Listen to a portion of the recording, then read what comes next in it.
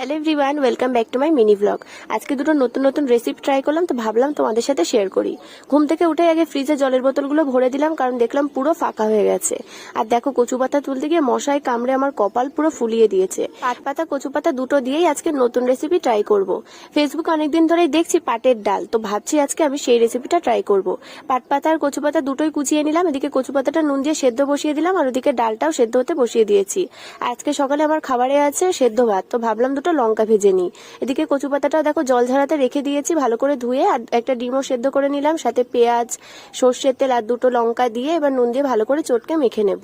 ভাতটা মাখার পরে দেখলাম আমার ডালও যতটুকু চাইছিলাম সেদ্ধ হয়ে গেছে, তো এর মধ্যে এবার পাটের পাতাটা দিয়ে একটুখানি জল আর নুন দিয়ে আবারও 5টা সিটি দিয়ে নেবো। এর মধ্যে আমি ভাতটাও খেয়ে নিই। তোমাদের কার কার এই মাখা ভাত দেখে লোভ লাগছে বলো তো? গতকাল বাড়ি যে ইলিশ মাছটা হয়েছিল তার থেকে এই লেজাটা বেঁচে গেছিল, তো ভাবলাম সেই লেজাটা দিয়েই আজকে কচু পাতাটা রান্না করতে করতে এদিকে দেখি দীপ বাড়ি এসেছে মুরগি নেওয়ার জন্য, তো আমি ওর জন্য আবার একটুখানি লেবু জল করে দিয়ে দিলাম। করছে বলে চিনিটা অ্যাভয়েড করছে, সেই জন্য নুন আর লেবু দিয়ে জল করে দিলাম।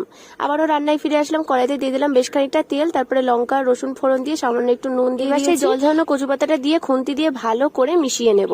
যখন পোড়ো পোড়ো হয়ে আসবে, উপর থেকে আমি সেই ইলিশ মাছটা ছাড়িয়ে রেখেছিলাম, সেই ইলিশ মাছটা দিয়ে আবারও মিক্স করে কিন্তু নামিয়ে নেব। এদিকে আমার পাট পাতা ডালটাও কিন্তু সেদ্ধ হয়ে গেছে। কড়াইতে তেল দিয়ে লঙ্কা রসুন ফোড়ন দিয়ে সামান্য একটু হলুদ দিয়ে ডালটা ফোড়ন দিয়ে নেব।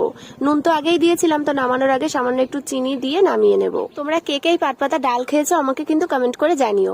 এদিকে ভাতও বসিয়ে দিলাম, আর ডিম আলুটাও সেদ্ধ করে নিয়েছি। আর একটা ডিম দেখো সেদ্ধ করতে কি অবস্থা হয়েছে। এদিকে ভাত ফুটছে, আর এদিকে ডিম আর আলুটা আমি সামান্য হলুদ দিয়ে ভাজতে বসিয়ে দিয়ে লঙ্কার বোটাগুলো ছাড়িয়ে ফ্রিজে রেখে দিয়েছি। তো ব্যাস, রান্না বান্না সব কমপ্লিট। এদিকে দেখি আমার শাশুড়ি মা কেটেছে আম, আর এদিকে দীপ আসার সময় নিয়ে এসেছিল আইসক্রিম। কেমন লাগলো আজকের মিনি ব্লগটা অবশ্যই আমাকে জানিও।